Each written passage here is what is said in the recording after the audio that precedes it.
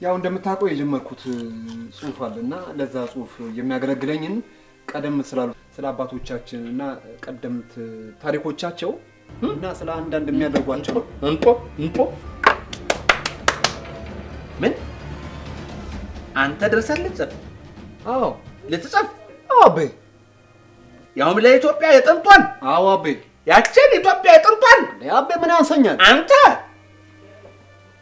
ያዝ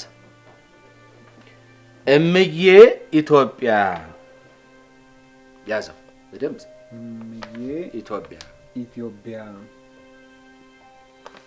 እናት ሀገሬ ሆይ እናት ሀገሬ ሆይ ኧረ እንዴት ያለሽው እድለ ቢስ ነሽ! ኧረ እንዴት ያለሽው እድለ ቢስ ነሽ! እድለ ቢስ ነሽ! ያንቺን ታሪክ እናቴ ሆይ የሚጽፍ አንድ ደህና ሰው ጠፍቶ አንድ ደህና ሰው ለምድሪቱ ያስቸገረ ሌባ ይጻፈው ወይ ብለህ ጻፈው።